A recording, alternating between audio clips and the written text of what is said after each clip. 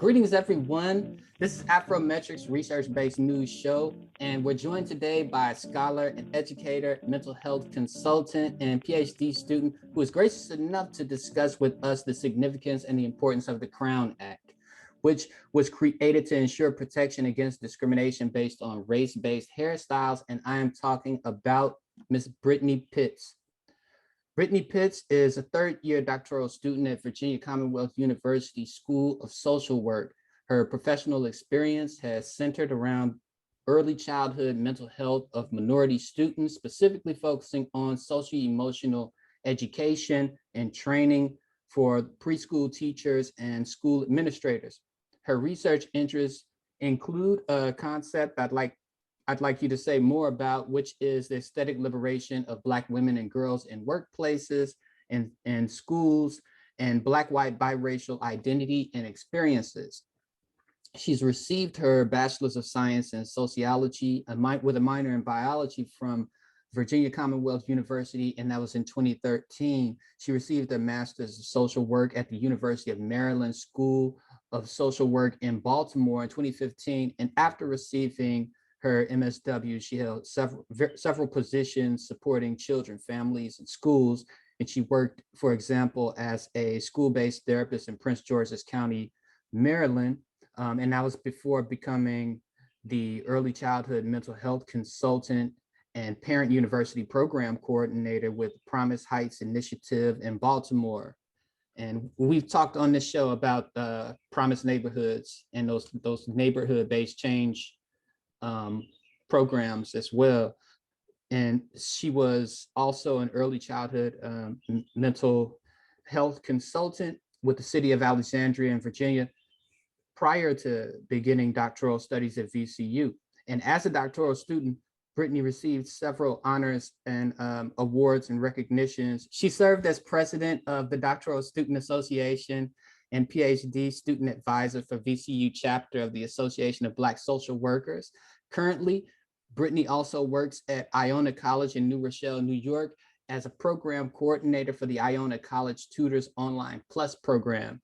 And that program provides virtual services for children and families in the surrounding areas and focuses on providing interprofessional learning opportunities for social work interns and students of other disciplines at Iona. Ms. Pitts, thank you for accepting my invitation and welcome to Afrometrics research-based news show. Thank you for your invitation. I'm super happy to be here. Yes, I was going over your background, the articles that you published, and the experience that you've had. And one concept that I came across in your bio was the concept of aesthetic liberation. Mm-hmm. Can you talk about that? What that concept means? Yeah, so I going into my doctoral program, I was really focused on what I wanted to do for the education system, beefing up social emotional learning, beefing up cultural humility in schools. And so I was connected to Dr. Danielle Apugo in the School of Education at VCU. And she was working on a paper with a colleague of hers, Dr. Afia Mbilishaka, on Black girls' hair experiences in schools. And so the two of them, Dr. Mbilishaka is founder and CEO of psychotherapy, which is a means for tapping into mental health through hair care and hair salons. So they were working on this project together, and I was reading over their stuff and becoming more familiar with the work that they were doing. And they, I'm not sure if they coined this term, but they certainly used it a lot, and that was aesthetic trauma. So the trauma, the embarrassment that comes with having hair that is different from your classmates, having hair that is picked on by your teachers, or you're not comfortable with the style that it's in. And so I took that term and I just wanted to flip it just a little bit so that the focus was not on the trauma, but on the freedom that can come with being able to just wear your hair how you want to and nobody having negative things to say about it, or not having to worry about your hairstyle and being picked on while you're at school, being picked on by other students, being picked on by your teachers, being sent home because your hair isn't in regulation or something like that. And so I wanted to focus on the other side of that, which is liberation. And so aesthetic liberation is that term. Wow, thank you for giving me that background. I wanted to ask you that because it relates to the topic of the Crown Act. Mm-hmm. And you mentioned being introduced to the concept, the basis of the concept, I guess, from a former professor. And yeah. Yes. So Dr. Apugo she hasn't served as my professor, but I was connected to her through my mentor in my program. She's a professor in the School of Education at VCU. And then Dr. Afia and Billy Shaka is founder and CEO of the psychotherapy practice, but she also is a professor at the University of the District of Columbia. And so her psychotherapy research lab is entirely about the significance of hair. And so I was connected with them, and that's how I started this sort of trajectory for the work that I'm doing. Okay.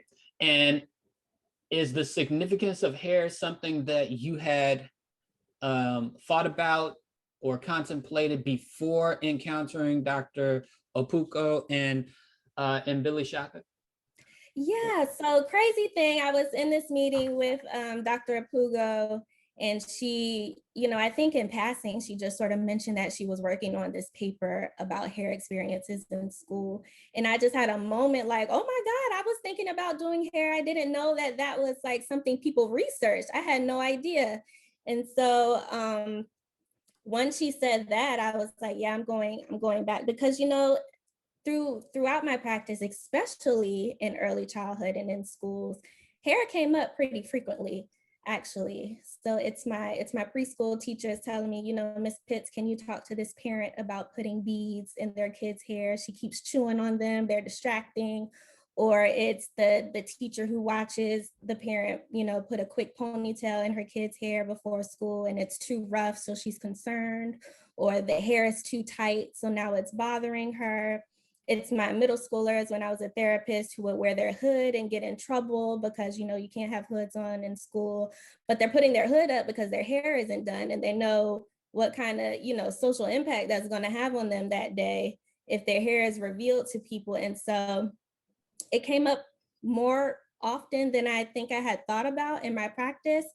And also being a Black, white, biracial woman, excuse me, hair has been a big part of my identity, and sort of a place of tension, not bad tension, but just a lack of understanding for my mom's side of the family, my white side of the family.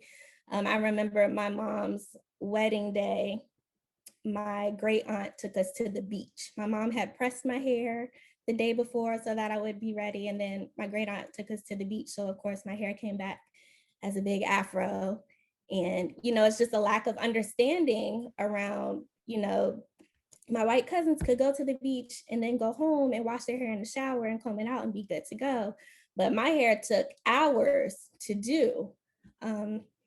And so, yeah, after just that one conversation with Dr. Apuga, I was like, yeah, this is definitely worth some attention. It's definitely worth the research, and knowing that somebody was out there doing that, and that was her entire, sort of umbrella of work was hair. Dr. And Billy Shaka, I was hooked that this is something that deserves attention.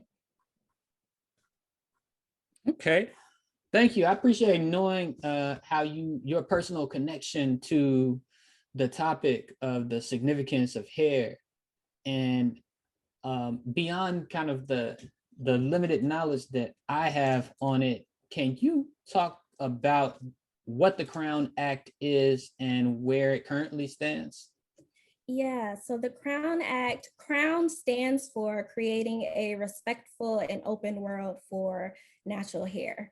And so the first Crown Act was passed in the state of California. And what it is intended to do is to end hair discrimination based on styles and textures.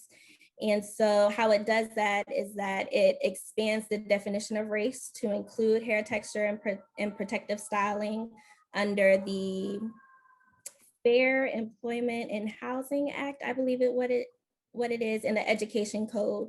And that was the state of California. So they sort of pioneered this as a protection for people so that they wouldn't get fired or kicked out of school or have any sort of disciplinary action against them because of their hair texture or because of styles that are essentially related to the culture. So braids, locks, etc., afros. And so it started in California. I think the next state was New York. Virginia and Maryland were very close by. We are now at 13 states that have passed the Crown Act. There are a couple more who don't have the Crown Act, but have similar legislation that were inspired by the Crown Act. The fact remains, though, that there are many, many more states that introduced the Crown Act and it did not end up passing there. I think we're at 25 now. So that's half the country that entertained this bill, and for whatever reason, they decided not to go with it. And so that means that we certainly need protection at the federal level. So the Crown Act was introduced to the United States Congress at the end of 2020, towards the end of 2020. It has passed in the US House of Representatives. We are waiting on the Senate at this point. Okay. And I was looking at the Crown Act Coalition and how it began. And I was wanting to ask you if you could talk about the people who were behind the origin of the Crown Act, the individuals, because this Holly, Senator Holly Mitchell. Okay. And was there anyone else that was that's a significant player in terms of like the early, like the 2019? In the earlier stages, it was really the individual senators in their states or localities, because there are some independent cities and counties that have passed the Crown Act as well. And then as the bill became more popularized, there are of course other entities that became involved and sort of expanded the knowledge around the Crown Act and what the Crown Act stands for and what it's trying to accomplish. And so now we have the Crown Coalition, we have the Joy Collective that is working with the Crown Coalition to keep the movement going. And we had a research study that was done on exactly how much hair is impacting women of color, specifically Black women in the workplace. And so that really fueled the fire. Yes, absolutely.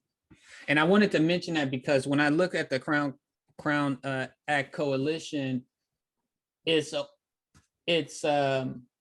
pretty significant. I mean, the number of Black women politicians and leaders who are right. And I mean, the reason I make a point of that is because in looking at doing just some background reading before talking to you, so I can ask some decent questions to you during this talk, is just noticing historically how so many of the initiatives that come from the efforts of Black people on the ground, Black people in the community, and political leaders as well, ultimately ends up benefiting everybody, benefiting the entire country. And I know how there's the use of the language of Black women. I've seen women of color, people of color associated with the Crown Act because so many people benefit. But the reason I asked that question is to make it clear that there's support for the Crown Act. There's the fact that it benefits everybody, but there's black women who are at the origin of it. So absolutely. Important point, I think. Absolutely. And so I wanted to also ask, as far as the Crown Act itself, how did you become interested in it? I mean, you know how you became interested in the topic of the significance of hair, but what about the Crown Act? How did you become interested in it? So similarly, as I was getting to know these professors who were doing this work, as it happens to be in PhD education, I was taking my policy class and I needed something to focus on. So that was it within my area of interest. So at the time I was taking actually my policy and my theory classes. So I decided to do a theoretical analysis of a policy that I was interested in. And so just doing some research on what policies are impactful for Black women, especially around here. And I didn't want to go to the level of individual policies at different like organizations and schools, and we'll talk about why in a minute, I think. But that's when I found that the Crown Act was a thing.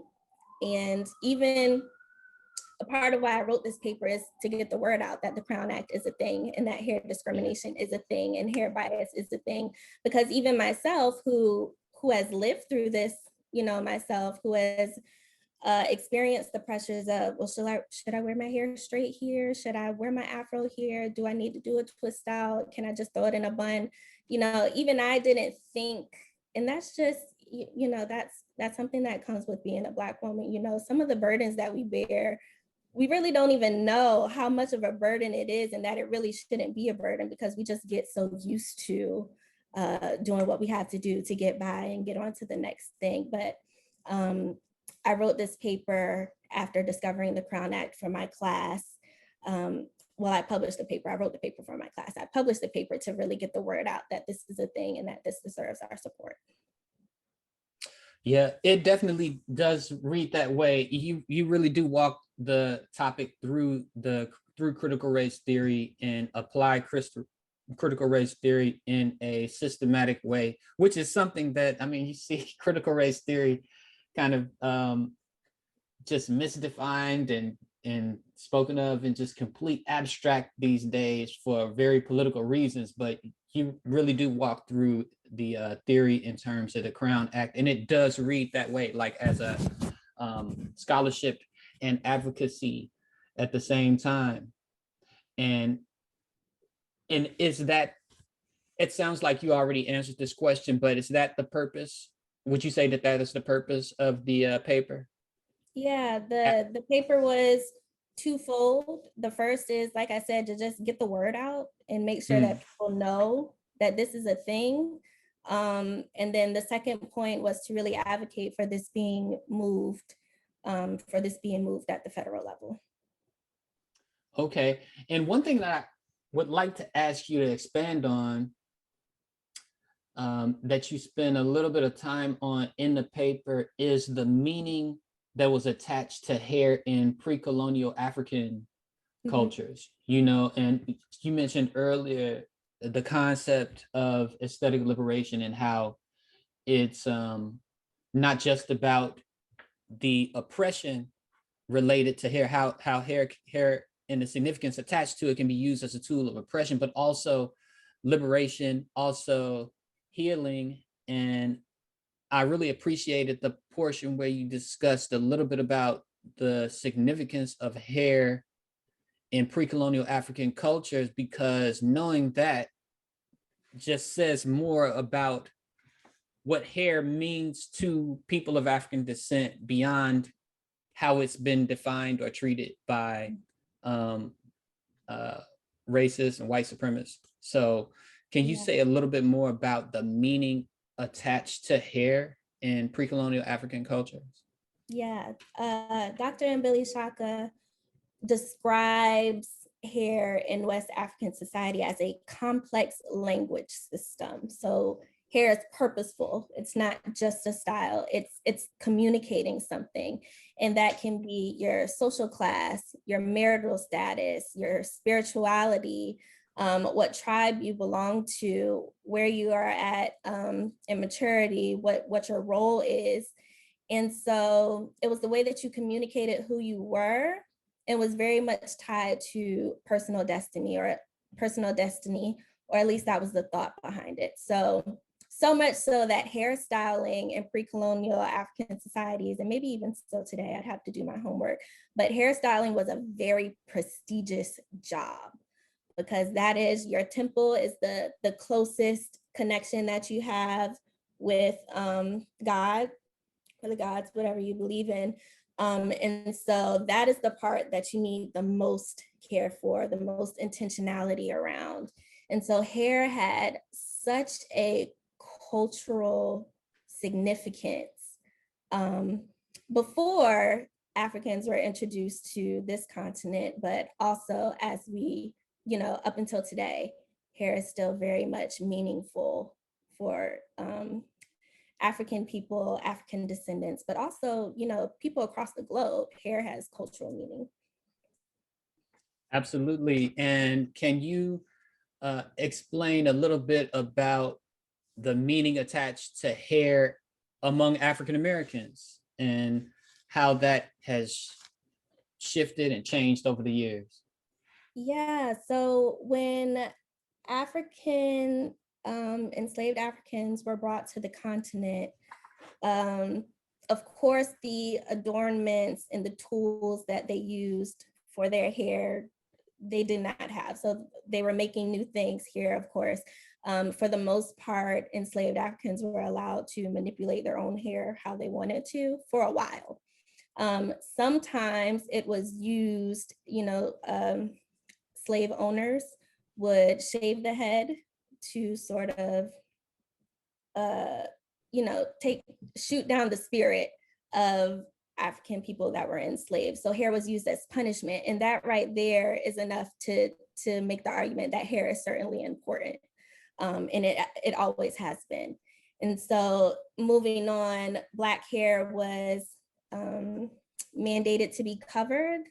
The Tian laws in the 1700s, late 1700s, Black women had to cover their hair because it was seen as a threat to white women. The beauty of it was seen as a threat to white women. And then as those laws sort of dissipated and disappeared, it was still the case that Black women who adopted Eurocentric styles were considered to be more well-adjusted. And that was by the Black community and the white community. So what we saw up until the early 1900s, mid 1900s, was Black people who were interested in, integrating into the society that they had been excluded from for so long. They wanted to get into that society. And so they were very much interested in being visually appealing to the masses, right? So that's when we started getting straight hair, smoothed out styles, nothing big, nothing fancy. And it's not surprising that Madam C.J. Walker became a billionaire, not because she was selling that Black people need to follow these Eurocentric styles, but she was helping people to get the look that they were aiming for at the time, right? And so that was up until about the 1950s, early 1960s.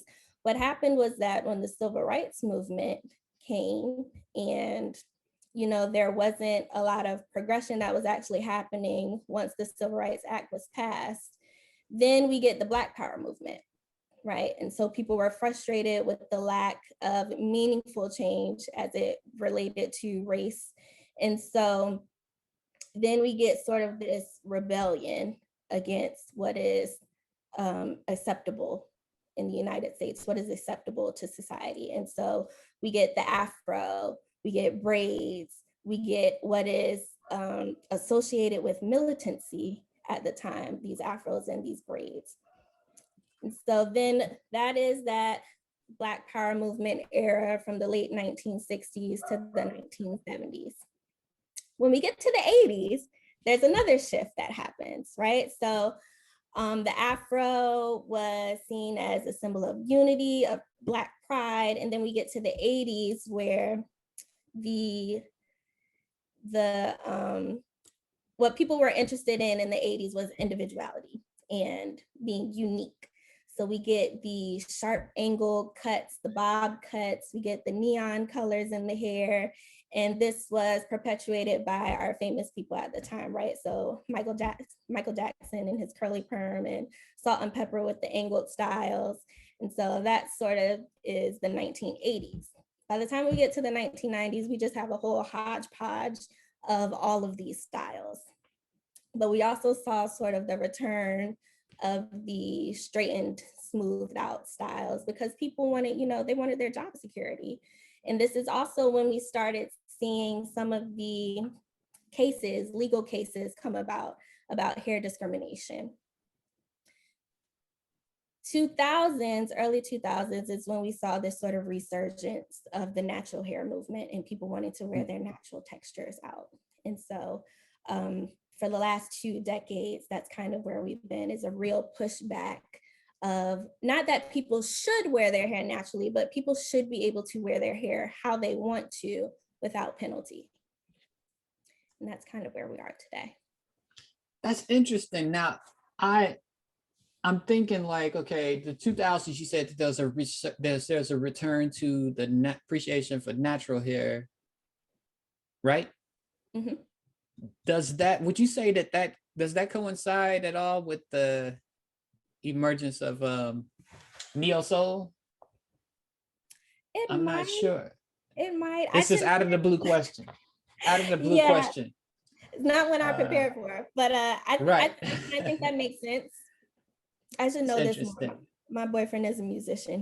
We should have done this together. He would know. But I think so.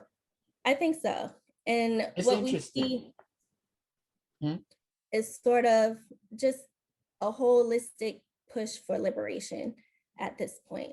Like we tired. Like we just want to be ourselves. And I think that is sort of the generation that we're into. And this is one of the ways that is being expressed by Black people, specifically Black women, that we're going to wear our hair the way that it grows out of our head. Yeah, that's interesting. You talked about how there's this pressure to assimilate and there's punishment for failure to assimilate. I mean, this way that assimilation is reinforced. And one of them is through these experiences with hair-based racism and discrimination. And you talk about many forms of it. Mainly, you talk about it in the workplace and in education. Can you give some examples of cases where Black people have been discriminated against because of their hair in education and employment? Yep. So there's 2 ways to think about this, right? There are the legal cases that have actually gone to court, and then there are the cases that are circulating now that we have social media that are just out in the media and garnishing support and attention that way. Yeah. So the Civil Rights Act, Title VII of the Civil Rights Act is what protects people from race-based discrimination in the workplace and in schools, based on immutable characteristics. So that is skin color, of course. It was not hair, right? Hair is something that you can manipulate. It's something that you can change. And so the argument is that if you can change it, you should change it, which means that it's not an immutable characteristic. The issue with that is that Black hair has to be muted from the way that it naturally grows out of our head. So that's a problem. But these earlier court cases, that's what they were going off of, is that hair can be changed, so it should be changed. So we have in 1970, Miss Jenkins, Beverly Jenkins, was employed with Blue Cross, and she was, she couldn't get her promotion because of her hair. She was wearing an afro to work, so she was denied a promotion. We had Renee Rogers, who was fired from American Airlines for wearing braids.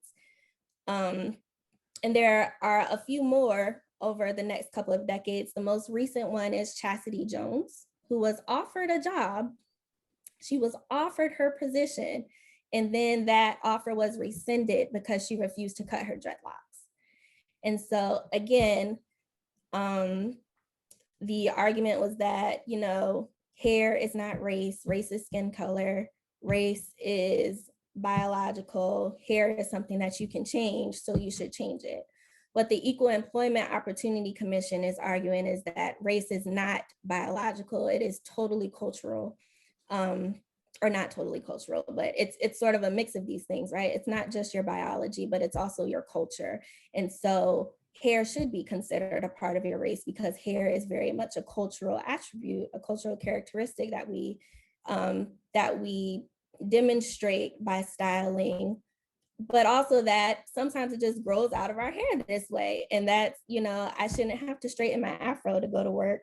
But also wearing locks isn't impeding me from doing my job either. And so the Equal Employment Opportunity Commission argued that race should be inclusive of hair, but that case with Chastity Jones was lost as well. And so those are the bigger court cases that actually made it to that level, but there are many, many more that don't get there, right? But they've been circulated among the media. And so that is the newscaster who was fired for wearing her natural hair on TV. I think in her interview, she said that her boss compared it to throwing on a baseball cap to come to work, throwing on a baseball cap to go to the grocery store. That's what he compared her hair to when she came to work in its natural style. We had the twins in Massachusetts that were told they couldn't wear their braids. They were suspended from their activities. They couldn't do their extracurriculars. They couldn't go to prom because they refused to take their braids out with their parents' support, of course. And I think the most popular one was the wrestling student who was forced during his match to cut his dreadlocks or to forfeit that match. And so the referee at the time said that the student's hair was in violation. His coaches disagreed. He had not played, do you play wrestling? No. He had done his matches up until that point with his hair as is. And then he was told that, you have to cut your hair right here during the match, or you just have to forfeit. And so these things didn't make it to the level of federal court cases, but there's certainly issues, and it certainly is proof that Black people are way more impacted by these supposedly race-neutral grooming policies. And that's a problem that we have to contend with. Absolutely. And when you were talking about that, it made me think of skin color. And obviously you mentioned the meaning of Black, what it means to be Black. When it comes to how Black people define what it means to be Black, is far more inclusive and of culture, as you mentioned, and struggle, as well as biology, way more diverse than how white supremacy has defined what it means to be Black, clearly. At the same time, it strikes me that it's easier for people to understand for some reason when it comes to skin color,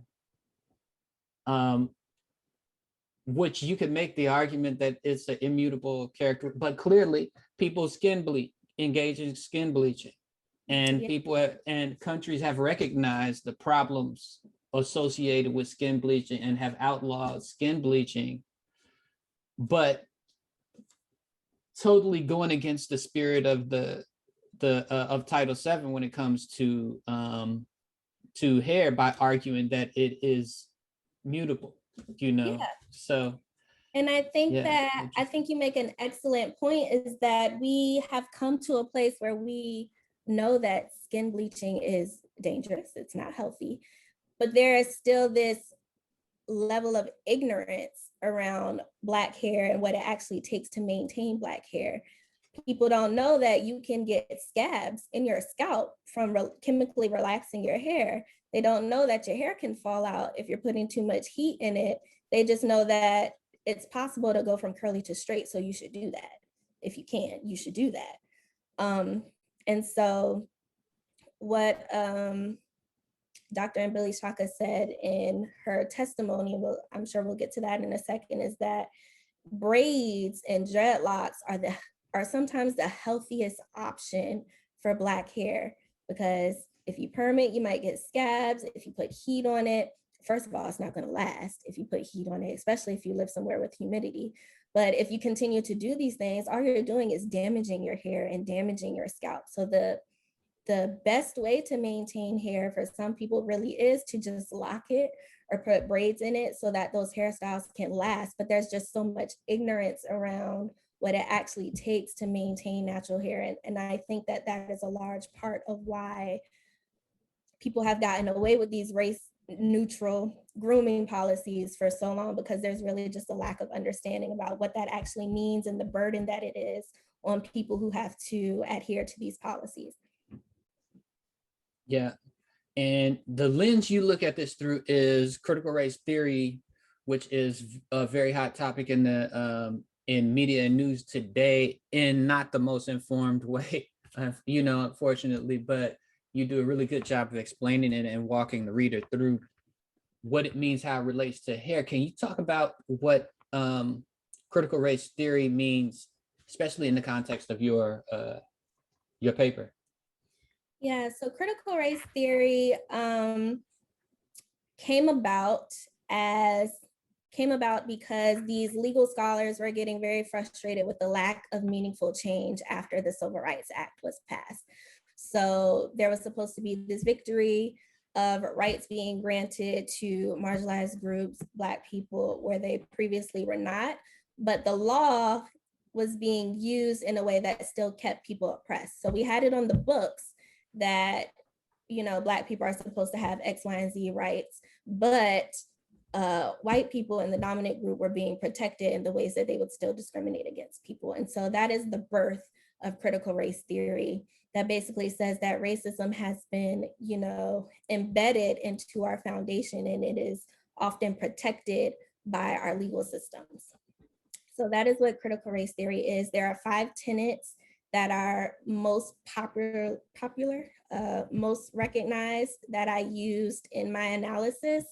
And they are counter storytelling, entrance converges, permanence of racism, whiteness as property, and the critique of liberalism. And that is the critique of these race neutral laws that are not race neutral. Okay. Yeah, I wanted to make sure that you had an opportunity to define that, especially now. And to do your paper, you looked at certain at particular documents. Can you talk about what those were, the documents that you looked at to analyze hair policies?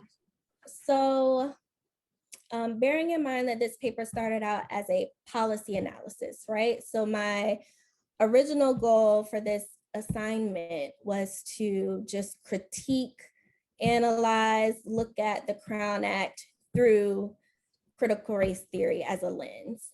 What I wanted to do and what I got to do with support from my professor at the time was to incorporate some more data to make sure that I was hitting the points and I was proving my point for each of these tenets of critical race theory that I was talking about.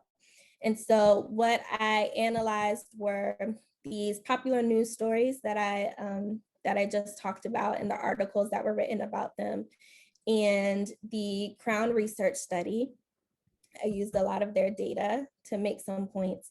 But what I did, the bulk of my data was these testimonials that were recorded from the Maryland, some committee in Maryland Judicial Proceedings Committee, which was the committee that was sort of in charge of hearing out the Crown Act. Why should we pass this?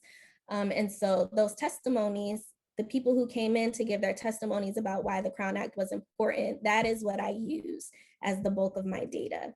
And so a lot of them did submit written testimonies, but I decided not to use those because I couldn't capture the dialogue between the people giving their testimonies and the senators who were listening to them and asking questions.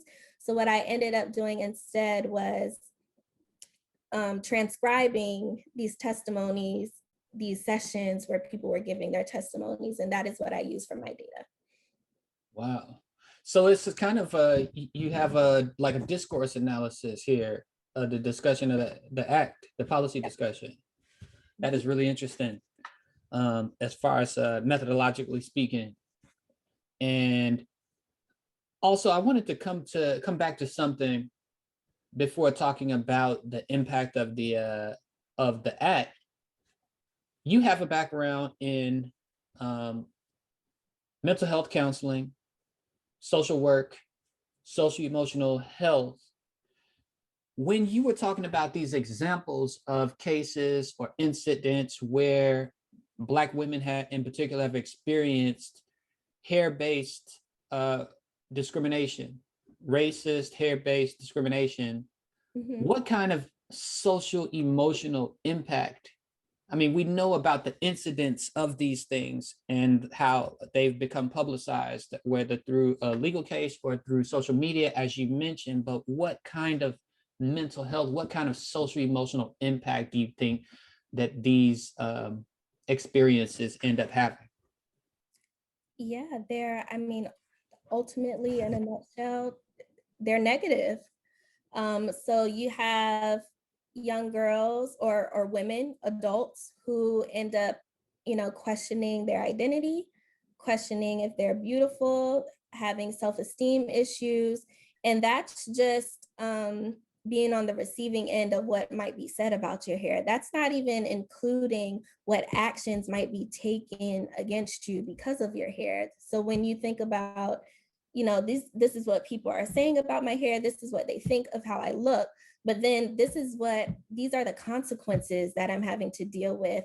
Me having to go home one day because I didn't show up with my hair in regulation, or me being fired from my job, or me being kicked out of school, or me being put on punishment for whatever of these reasons. And that in itself is a whole different level of negative mental health issues that can stem from this, right? So there's the identity issues, of course, but there's depression that can come from this. There's anxiety about how you wear your hair. My as I was writing this, one of my mentors had to remind me that when I was doing my interview for my doctoral program, I had my hair straight.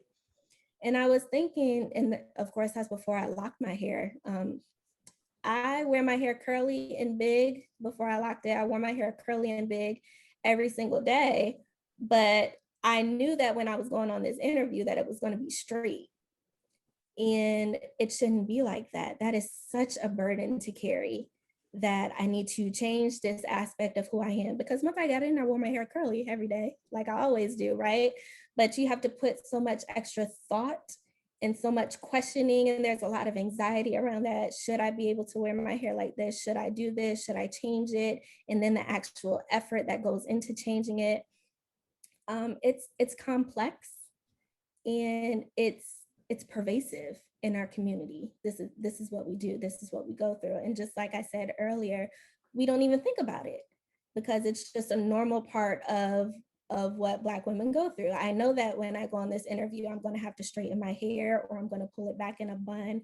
I know that when I go on a first date, I'm going to have to straighten my hair, pull it back so that it's sleek and tight. And that's just a normal part of our social world.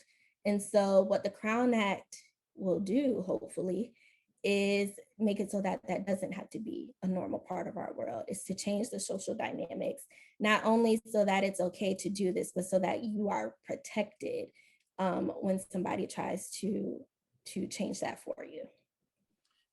And one last question I wanted to ask on when it comes to impact is like the fact that you look at mixed race identity. You look at that as part of your scholarship, your lens.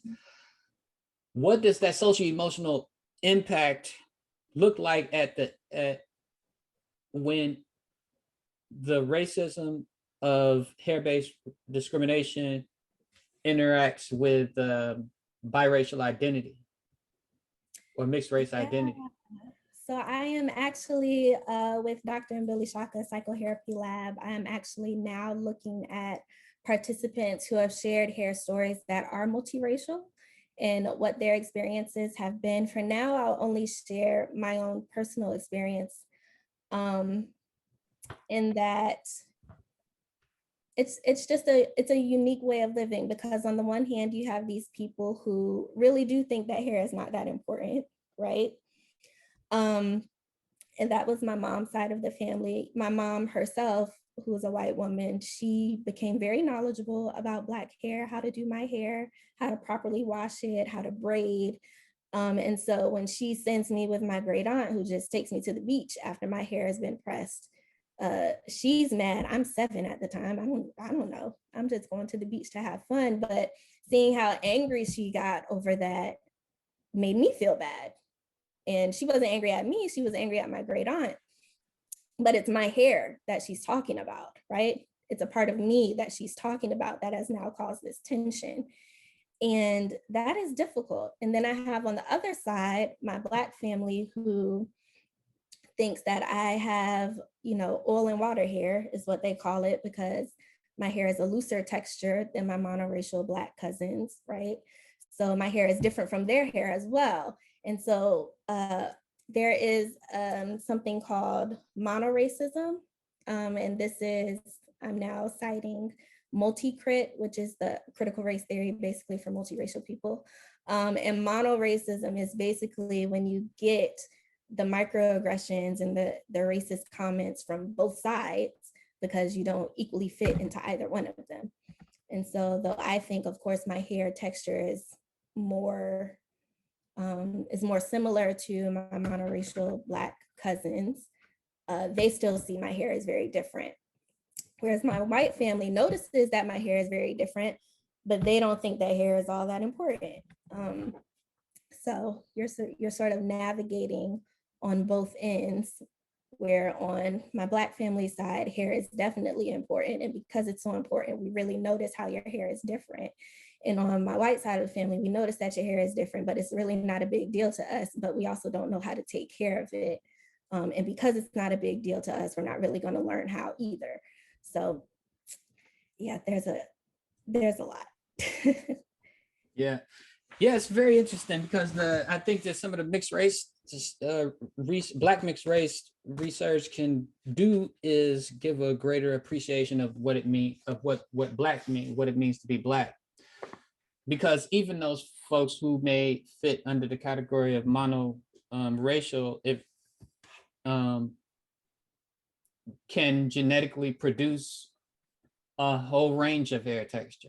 Yep. Even without being mixed. So yeah, it's very, very interesting work. Now, going back to your to the aesthetic liberation aspect, you talked about the impact that hair-based discrimination can have. What kind of impact do you think the passage of the Crown Act can send to Black girls and their parents?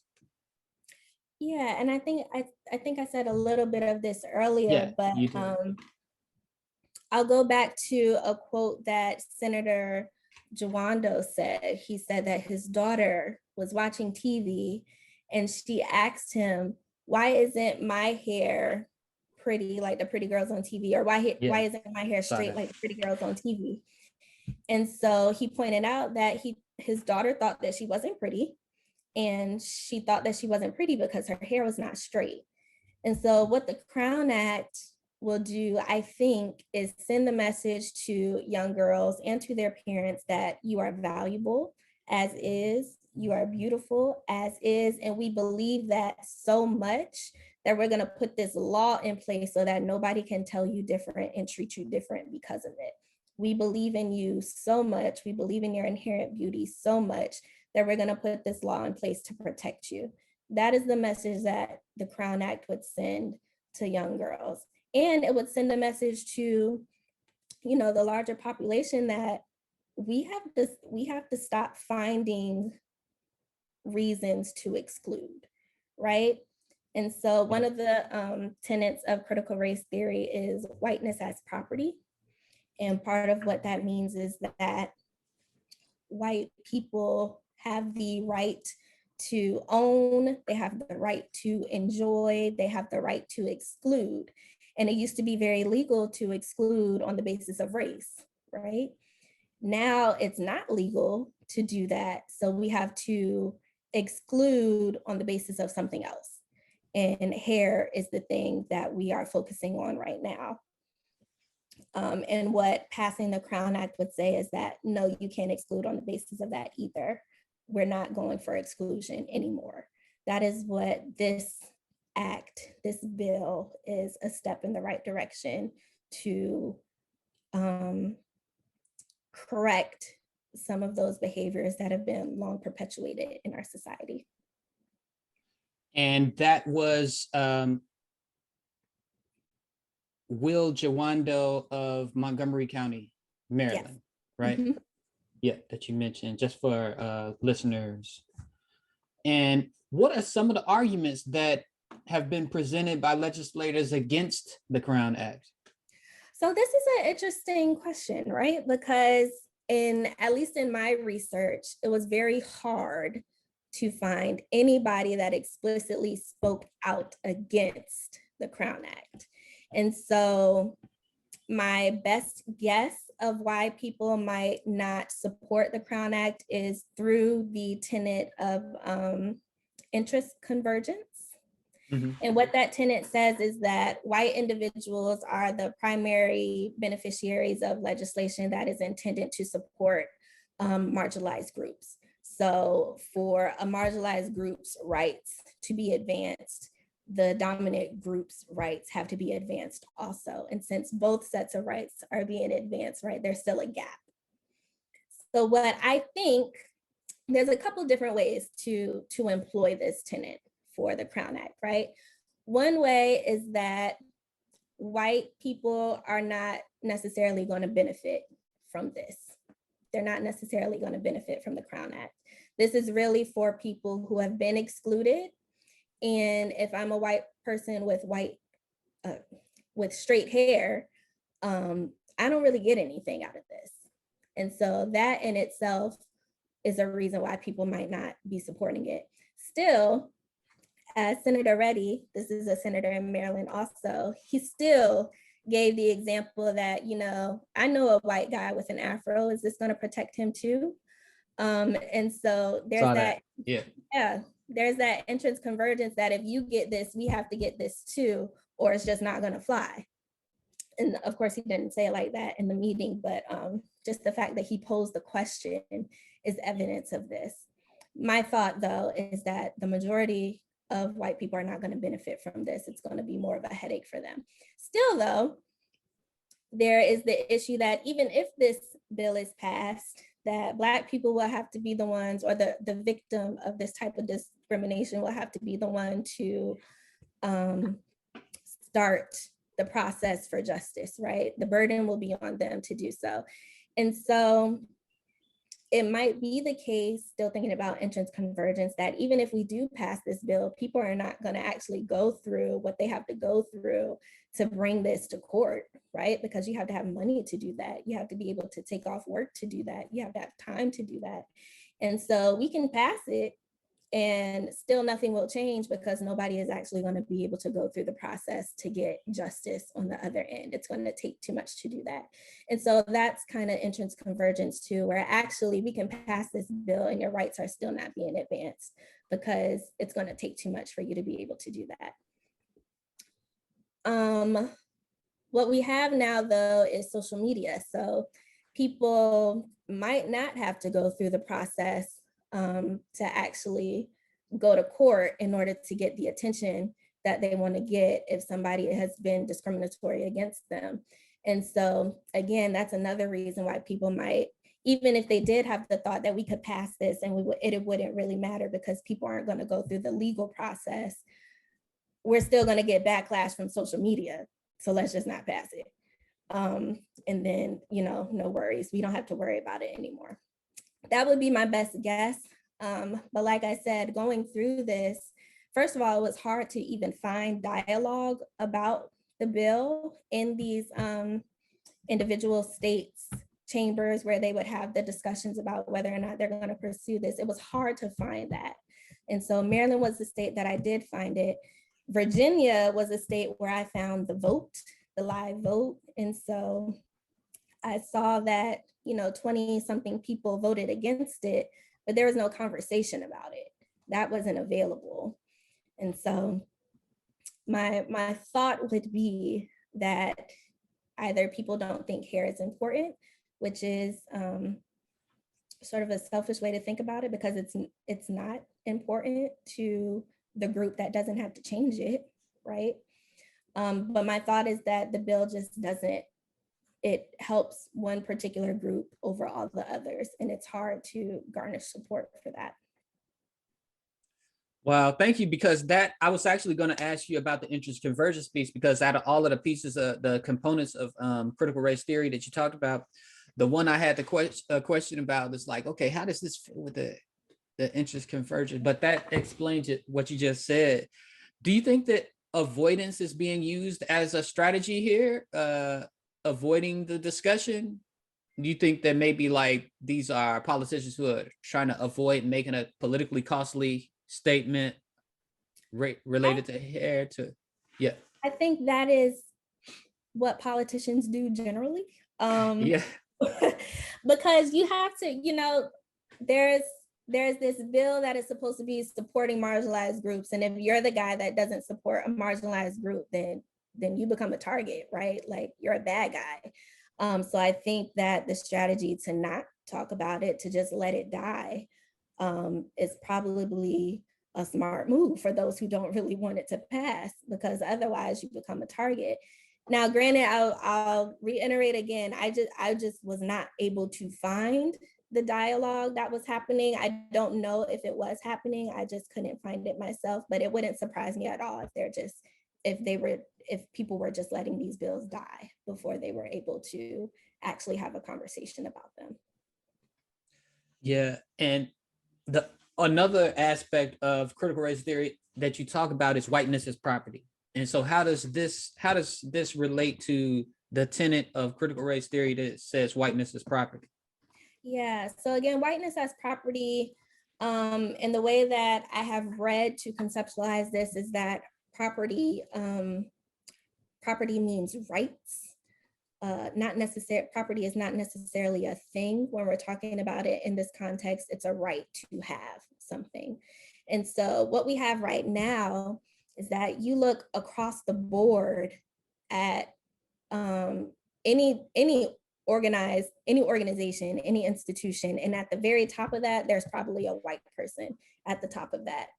And so what whiteness as property means for the Crown Act is that right now, the people who get to make decisions about who gets to have a job, the people who get to make decisions about who gets to get an education, by and large, are probably white people. And so if I'm telling you, Black person, that you can't get this job because you have braids, I'm saying that I have the right to this. I have the right to exclude you from it, and you don't have the right to push back against me right now. So that's how whiteness as property works, is that I get to hold the resources for myself. And whenever you get close to getting those resources, I can move the barrel so that you can't reach me again. And so that's what we're seeing in education when, kindergartners are getting told that they can't go into the first grade because they have dreadlocks. Like, that's crazy. Why? But it's because right now, that's how we hoard the resources. Thank you for that explanation. One of the things I also learned from your article is the way that race neutrality is being used to try to neutralize the Crown Act. Can you talk about that a little more? Yeah, so I gave the example of the senator who said, well, I have a white friend with an afro, with this protected view. And it would, the purpose of the Crown Act is to protect people from being discriminated against by characteristics that are inherent to them and to their culture. So it would, but the way that most race neutral grooming policies are written right now, it does not account for the extra burden that it takes for a Black person to meet that requirement than it does for a white person to meet that requirement. For example, if the policy is something like, perfect example, the hair has to be clean or something like that. There are a lot of white people who, through ignorance, don't understand that the natural texture of Black hair, even if it's clean, is not going to look like white hair when it's clean, right? So Black hair tends to have a more dusty look, and it's because the oils that we naturally produce don't slide down the strands the same way it does for a person with straight hair, because our hair is curly and kinky and it just can't slide down the strand the same way. But a race neutral policy that says the hair needs to be clean, and I'm ignorant to what clean Black hair looks like, your hair, because it's dusty, looks dirty to me.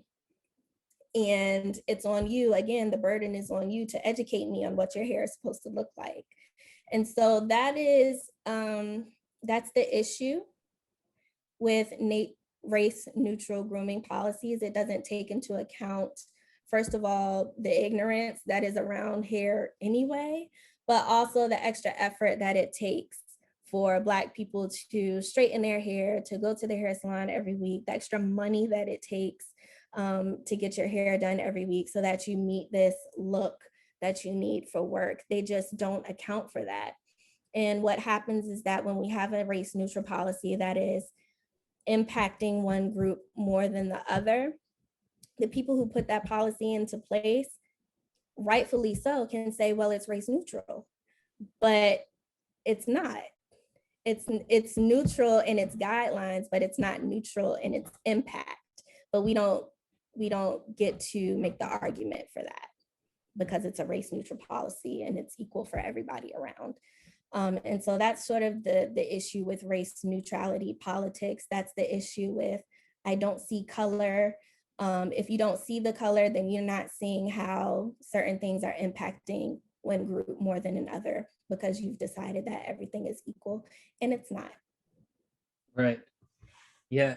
Another thing that came up in your work that I thought was really interesting is the fact that the burden of calling out the race-based discrimination remains on the person, the individual, the Black person, which is an additional amount of labor and risk that has to be taken on. What kind of things do you think can be done in workplace and education to take some of that burden off of Black people to have to be the ones to call out the race-based discrimination? This is a challenge with all civil rights. Every time there's a civil rights advancement, that only the person who is struggling is the person that cares, right? This is human nature. If it doesn't impact me, then I don't care. And so the way that we fix that is that we need more people to care. We need better allies. We need people who look like us and share our experiences to be in these positions of power, where we can change some of these policies, or we can have another person sort of on the board deciding if this is actually an issue or not, right? So if I'm, a Black kid in school and my teacher says that my beads are distracting, and she's telling a white principal who doesn't know anything about Black hair, and she's telling a white superintendent who doesn't know anything about Black hair, there's nobody to support that. This is just what, it's not my fault that your other students are distracted. I'm not distracted. This is how we wear our hair. And so we need people in those higher positions, and we need allies who can call it out on our behalf. It's a tiring job. But it's a part of, it comes with the territory. It's a part of what you're saying. Yeah, exactly. And it's also something calculated. I think it's used against us definitely, because in education, it's you have to end up being, okay, you have to be a student or a teacher, you have to be, but at the same time, you have to be your own lawyer and civil rights advocate at the same time. But it just struck me, that part of it, the burden of being the advocate also, as well as the victim, because case in point, the civil rights, the Voting Rights Act. I mean, what a lot of conservative politicians wanted to do was eliminate pre-clearance. So the burden would fall on the state to have to prove that something was voter discrimination, as opposed to pre-clearance, which would put the burden on a state who wanted to make a change to like voting laws or voting qualifications. But shifting that burden back onto the person who is the victim of the discrimination, I think is, like you said, it comes with the territory, but absolutely is used as a tool of oppression, I think. Mm-hmm. And I wanted to ask, oh, go ahead, please. I was just gonna reiterate that that's part of that entrance convergence. Like we can certainly pass this bill, but if we know that you are not in a place to really challenge us on it, then what really changed? Nothing.